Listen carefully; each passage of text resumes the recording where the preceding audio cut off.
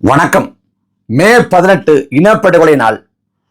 தமிழ் பேரின எழுச்சி பொதுக்கூட்டம் நேற்றைக்கு சென்னைக்கு அருகாமையில் மறைமலை நகரில் நடைபெற்றுச்சு. இனப்படுகொலை நாள் அப்படிங்கிறதாலையும் அன்றைய தினம் நடக்கிற கூட்டங்கிறதுனாலையும் அப்புறம் தேர்தல் முடிவுகளுக்கு பிறகு அண்ணன் சீமான் ஏறக்கூடிய முதல் மேடங்கிறதுனாலையும் இந்த கூட்டத்துக்கு மிகுந்த எதிர்பார்ப்பு நிலவுச்சு. அந்த எதிர்பார்ப்பை 100க்கு 1000 விழுக்காடு பூர்த்தி செய்வது போல நேற்றைய கூட்டம் அமைஞ்சிருந்துச்சு. இதுல அங்க பல்லாயிரக்கணக்கான மக்கள் கூடினாங்க. ஒருத்தர்கிட்ட கூட இந்த தேர்தலில் வெற்றி பெறல அப்படிங்கிறதால அயற்சியோ கலக்கமோ சோர்வோ எதுவுமே இல்லை. எல்லாரும் அவ்வளவு உத்வேகத்தோட உற்சாகத்தோட இன்னும் வெறி கொண்டு பாயணுங்கிற அந்த வெறியோடு வந்தாங்க. அந்த கூட்டத்துல எது அவ்வளவு பெரிய ஆன்ம பலத்தை எல்லாருக்கும் கொடுக்குது அப்படின்னு கேட்டீங்கன்னா, பிரபாகரங்கிற அந்த பெயர், பிரபாகரங்கிற அந்த ஒப்பற்ற தலைவனோட அந்த படம், அந்த படத்தையோ அந்த பெயரையோ உச்சரித்தா கூட நமக்கு அவ்வளவு ஆன்ம பலம் வரும். எத்தனை தோல்வியை கடந்தும் களத்துல பயணிக்கக்கூடிய மன உறுதியை கொடுக்கும். நேற்றைக்கு அண்ணன் சீமானவர்கள் மிக தெளிவா அறிவிச்சாங்க. இந்த தேர்தல் முடிவுகளை பொறுத்த வரைக்கும் எல்லாருக்கும் தெரியும், திரை கவர்ச்சிக்கு விழுந்த வாக்கு. ஏன்னா சாதியை பார்க்காம மதத்தை பார்க்காம, சாதி மதத்தை பார்க்கணும் நம்ம சொல்ல வரல, சொல்றோம் காரணியா எதையுமே எடுத்துக்கலன்ட்டு. சாதி பார்க்காம, மதம் பார்க்காம, வேட்பாளர் பார்க்காம, கட்சி பார்க்காம, தேர்தல் அறிக்கையை பார்க்காம, புறச்சூழல் பார்க்காம, எதையும் பார்க்காம முழுக்க முழுக்க, ஏன் வாக்கு காசு கொடுத்தவனுக்கு கூட அந்த வாக்க போடாம முழுக்க முழுக்க திரை கவர்ச்சிக்கு விழுந்த வாக்குகள். இதுல என்னோட பேத்தி சொன்னா, என்னோட மகன் சொன்னா அப்படின்னு வாக்கு செலுத்தின மக்களும் பெரும்பான்மை. இப்படி இந்த தேர்தல் காலத்துல ஒரு விபரீத விபத்து போல தாவேகா ஆட்சி அமைச்சிருச்சு. சித்தாந்தங்களுக்கான வீழ்ச்சி இந்த தேர்தல் முடிவுகள், களப்பணிக்கான வீழ்ச்சி இந்த தேர்தல் முடிவுகள், அதே போல மக்களுக்காக போராடக்கூடியவங்களுக்கான வீழ்ச்சி இந்த தேர்தல் முடிவுகள். அது உலகத்துக்கே தெரியும். அண்ணன் சீமான் அதை எடுத்து வச்சாங்க. இந்த தேர்தல் முடிவுகள் குறித்தான தன்னோட மதிப்பீட சொன்னாங்க. அப்புறம் தாவேகாவோட ஆட்சி குறித்து ரொம்ப சுருங்க சொன்னாங்க. இப்பதானே ஆரம்பிக்கிறோம், ஒரு வாரம் தானே ஆயிருக்கு, அதனால தொடங்கி வச்சாங்க. அப்படியே அதுல விஜய் பதவி பிரமாணம் எடுத்த உடனே சொல்லியிருந்தாப்புல, 10 லட்சம் கோடி கடன் இருக்கு, 10 லட்சம் கோடி கடன் இருக்கு, கஜானாவை அப்படியே வலிச்சு எடுத்துட்டு போயிட்டாங்க அப்படின்னாப்புல. அதான் அண்ணன் சீமானர்கள் இந்த மேடல கேட்டாங்க, 10 லட்சம் கோடி கடன் இருக்குங்கிறது இப்பதான் தெரியுமா அப்படின்னு கேட்டாங்க. அண்ணன் சீமானர்கள் பரப்புரை கூட்டங்கள்ல பாட்டா பாடினாங்க, 10 லட்சம் கோடி கடன் இருக்கு, இலவசம் ஒரு கேடா அப்படின்னு கேட்டாங்க. தொடர்ச்சியா பேசினாங்க. இதுல திமுக, அதிமுக, தாவேகான்னு 3 கட்சிகளும் இலவசங்களை அறிவித்த போது இலவசத்தை அறிவிக்காத ஒரே கட்சி நாம் தமிழர் கட்சி. எந்த இலவசத்தையும் அறிவிக்கல. கல்வி, மருத்துவம், சுகாதாரம், குடிநீர், இதை தாண்டி எதையும் இலவசமா தரமாட்டேன் அப்படின்னாங்க. அதை எடுத்துரைச்சு அந்த மேடல பேசினாங்க. அப்புறம் சொன்னாங்க 2029 தனிச்சு போட்டி அப்படின்னு அறிவிச்சாங்க. அதாவது மற்ற கட்சிகளை பொறுத்த வரைக்கும் அந்த கட்சிகள் தோல்வி அடைஞ்சிட்டா கூட்டணிக்கு போகணும் அப்படின்னு தொண்டர்கள் சொல்லுவாங்க. இனிமே கதைக்கு ஆகாது, நம்ம கூட்டணிக்கு போயிடணும், கூட்டணிக்கு போய் கொஞ்சமாவது இடங்களை பிடிச்சிடணும், சட்டமன்ற உறுப்பினரை, பாராளுமன்ற உறுப்பினரை, அப்புறம் வாரிய தலைவர் பொறுப்பு வாங்கணும், அப்படி இப்படின்ட்டு மற்ற கட்சிகளோட தொண்டர்கள்லாம் கணக்கு போடுவாங்க. தோத்து போயிட்டா கூட்டணிக்கு போங்க அப்படின்னு கணக்கு போடுவாங்க. தலைமைக்கு நெருக்கடி கொடுப்பாங்க, நிர்பந்தம் கொடுப்பாங்க. அதனால கட்சியை காப்பாத்த இனிமே தோல்வி தாங்க முடியாதுன்னு அந்த கட்சிகள் கூட்டணிக்கு போகும். ஆனா நாம் தமிழர் கட்சியை பொறுத்த வரைக்கும் எல்லாரும் ஒரே மாதிரி ஒருமித்த குரல்ல, ஒரே அலைவரிசையில, ஒரே எண்ண ஓட்டத்துல சொல்றது, நாம எத்தனை தேர்தல் வந்தாலும் சரிதான், நாம தனிச்சு நிக்கணும், நம்மளோட தனித்துவத்தை இழக்கக்கூடாது அப்படின்னு. அப்படி அண்ணன் சீமானர்கள் 2029 பாராளுமன்ற தேர்தலில் தனிச்சு போட்டி அப்படின்னு அறிவிச்சப்ப ஒட்டுமொத்த அந்த கூட்டமும் அந்த அரங்கமும் அவ்வளவு அதிர்ந்துச்சு. ஏன்னா நாம தோல்வி வரலாம் போகலாம், ஆனா தனித்துவத்தை, நம்மளோட நம்பகத்திறமை இழக்கக்கூடாது. நாம நம்மளோட இந்த வெற்றிங்கிறது தள்ளி போகலாம், ஆனா தவிர்க்க முடியாதுங்கிறத கடைக்கோடி தொண்டர் வரைக்கும் உணர்ந்திருக்கிறதால அண்ணன் சீமானர்கள் தனித்து போட்டி அப்படின்னு அறிவிச்சப்ப அந்த கூட்டமே பேரெழுச்சியா ஆர்ப்பரிச்சது.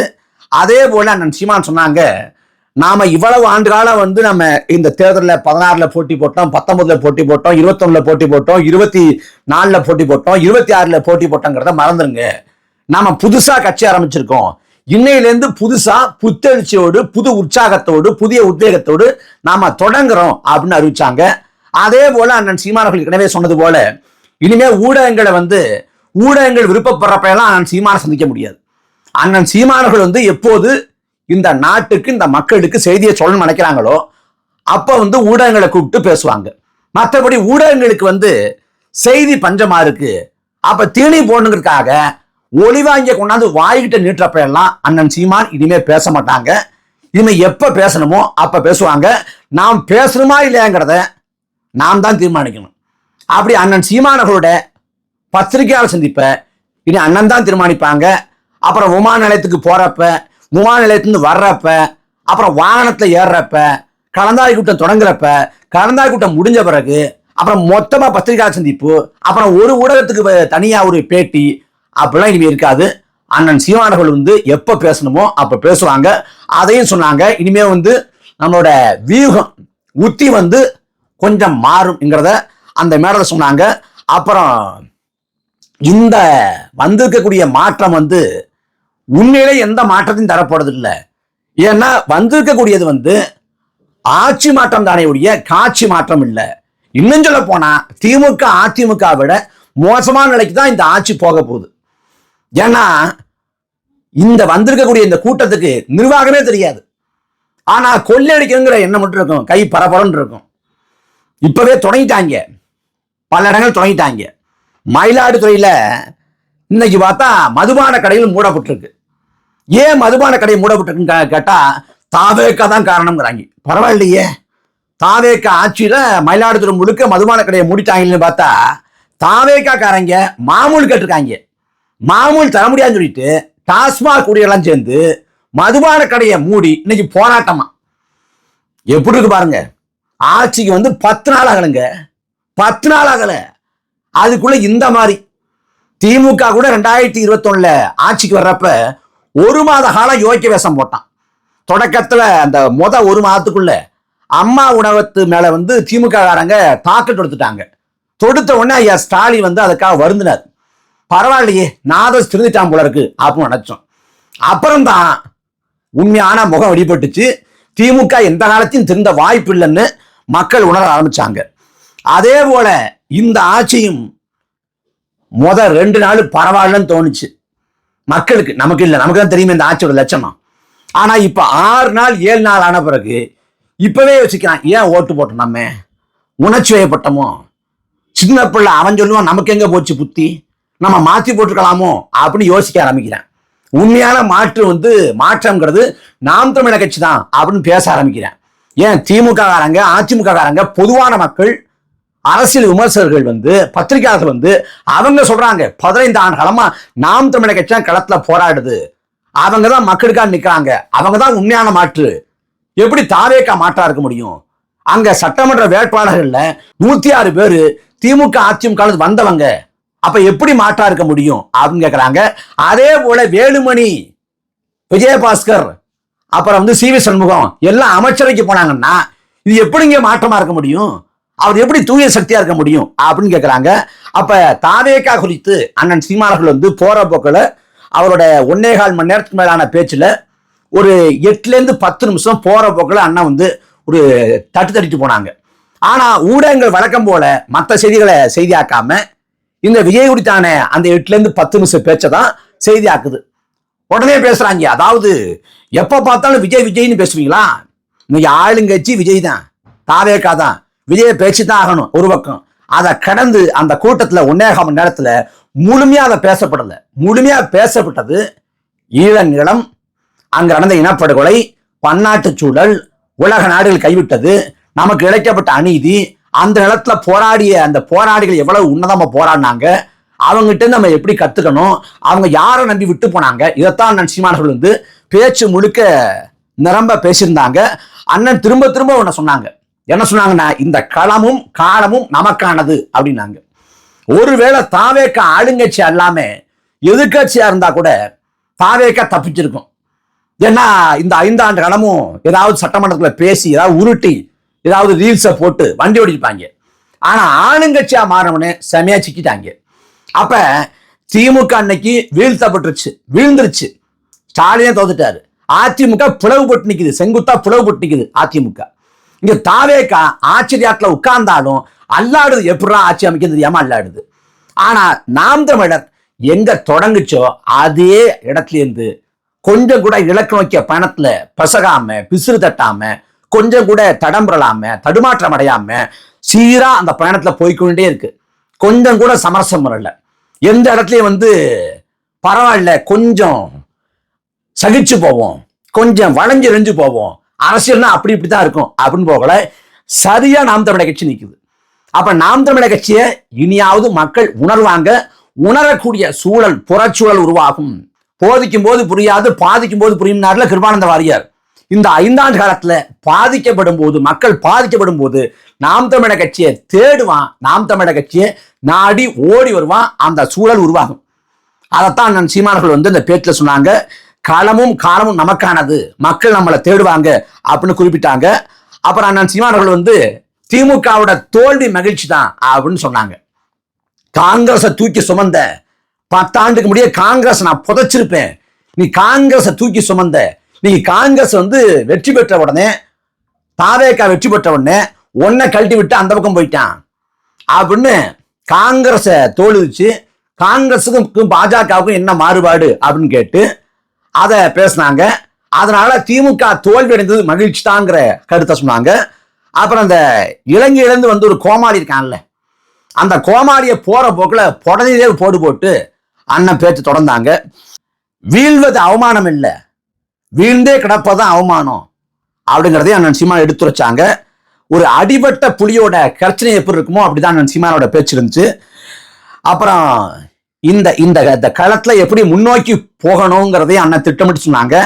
வரக்கூடிய காலங்களில் ஜூன் மாதத்திலேருந்து அண்ணன் சீமான் அவர்கள் தமிழ்நாடு முழுக்க கட்சி கட்டமைப்புக்காக பயணம் செஞ்சு ஒரு புதிய கட்சி ஆரம்பிச்சா எப்படி புதிய உற்சாகத்தோடு ஒரு புதிய புத்தெழுச்சி பாய்ச்சலோடு களத்துல பாய்வோமோ வேலை செய்வோமோ அதே போல இந்த 5 ஆண்டு காலத்துக்கும் கட்சியை இன்னும் வலிமையா கட்டி 29 பார்லமென்ற தேர்தல் காலம், உள்ளாட்சி தேர்தல் காலம், 2031 சட்டமன்ற தேர்தல் காலம், இந்த களங்கள்ல வெற்றியை அறுவடை செய்வதற்கான வீகத்தோடு உத்தியோடு அண்ணன் சீமானர்கள் வருகிற நாட்கள்ல பயணப்பட இருக்கிறாங்க. அதை எடுத்துரைச்சாங்க. உண்மையிலே நாம் தமிழர் கட்சி என்ன பண்ணுச்சு அப்படின்னு கேட்டா, இன்னைக்கு ஈழம் அப்படின்னு பேசலாம், தலைவரை பத்தி பேசலாம், இயக்கத்தை பத்தி பேசலாம். யாரு பேசலாம்? கொளத்துருமணி பேசலாம், கு ராமகிருஷ்ணன் பேசலாம், வைகோ பேசலாம், திருமா பேசலாம், வேல்முருகன் பேசலாம், பல நெடுமாறன் பேசலாம், யார் வேணாலும் பேசலாம். ஆனா இவங்க யாராவது ஒருத்தர் சமரசம் பண்ணாம நிக்கிறாங்களான்னா இல்லை. அவங்க எல்லாரும் ஈழத்தை ஒரு பகுதி நேரமாக அவங்க என்ன சொல்றது முதன்மையானதா கருதல. அவங்க அதை மையப்படுத்தி பார்க்கல. அவங்களுக்கு ஈழத்தையே பேசிட்டு இருக்க முடியாது, ஈழத்தை வச்சு தமிழ்நாட்டு அரசின் முடிவை நம்ம தீர்மானிக்க முடியாது, அதனால காங்கிரஸோடு போகலாம், அதனால திமுகவோடு போகலாம்னு இந்த கொளத்துருமணி, இந்த கு ராமகிருஷ்ணன், இந்த தியாகு, இந்த நெடுமாறன், இந்த வேல்முருகன், இந்த வைகோ எல்லாரும் காங்கிரஸோட திமுகவோட போய் நின்னுட்டாங்க, துரோகிகளை ஆதரிச்சிட்டாங்க. ஆனா கடைசி வரைக்கும் தலைவருக்கு உண்மையான சத்தியத்தின் பக்கம் நிற்கிறது அண்ணன் சீமான் தான். இன்னைக்கு வரைக்கும் ஈழ படுகொலை பேசுபொருளா இருக்கு அப்படின்னா அதற்கு காரணம் நாம் தமிழர் கட்சி, அண்ணன் சீமான். ஈழம் என்பது ஒரு தொலைதூர தேசம் இல்ல, உலகம் முழுக்க வாழக்கூடிய தமிழர்களுக்கான தனித்த தாய் நிலம், தாயகம் அப்படிங்கிறத எடுத்துரைச்சது அண்ணன் சீமான். பிரபாகரன் பிழைக்க போன இடத்துல நாடு கேட்கிறாங்கிற அந்த கருத்துருவாக்கத்தை உடைச்சு தகர்த்து அங்கு போராடியது மண்ணின் மக்கள்.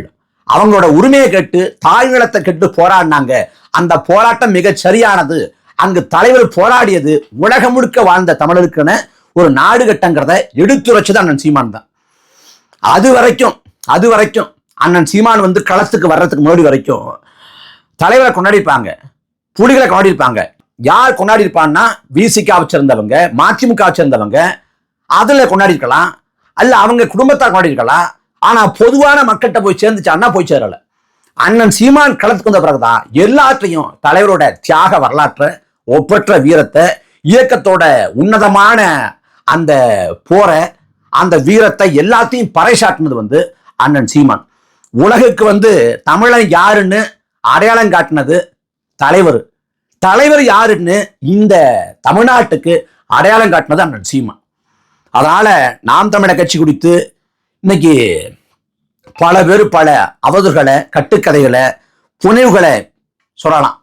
ஆனா இன்னைக்கு தமிழ்நாட்டில் தமிழர், தமிழ் தேசியம், தமிழர் தாயகம், தமிழர் தாய்நிலம் அப்படின்னு பேசப்படுதுன்னா அதுக்கு ஒரே காரணம் அண்ணன் சீமான் தான். அந்த அரசியலை உயிர்ப்போடு வச்சிருக்கிறது அண்ணன் சீமான் தான். தமிழ்நாட்டின் அரசியல் திசைவழி போக்கை தீர்மானிப்பதும் அண்ணன் சீமான் தான். இன்னைக்கு தமிழ்ல வரலாறு தேடி படிக்கக்கூடாது. யார் அயோத்தியாச பண்டிதர், யார் ரெட்டமலை சீனிவாசன், யார் தீரன் சின்னமலை, யார் அழகுமுத்துக்கோன் அப்படின்னு பாக்குறாங்க. அதாவது அழகுமுத்துக்கோன்னா இந்த சாதி, தீரன் சின்னமலை தான் இந்த சாதி, வேலுநாச்சியார்னா இந்த சாதின்னு பார்க்கப்பட்ட அதெல்லாம் உடச்சு தகர்த்து இவங்கெல்லாம் தமிழின முன்னோர்கள் என்று அடையாளப்படுத்துவது அண்ணன் சீமான் தான். நாங்க தான் தமிழனுக்கு ஆடை உடுத்த கற்றுக் கொடுத்தோம், நாங்க தான் தமிழனுக்கு நாகரிகத்தை கற்பிச்சோம் அப்படிங்கிறத உடச்சு தகர்த்து உலகத்துக்கு எல்லாத்தையும் சொல்லிக் கொடுத்தது தமிழினம் தான் அப்படின்னு பறைசாட்டினது, கொண்டு போய் சேர்த்தது அண்ணன் சீமான் தான்.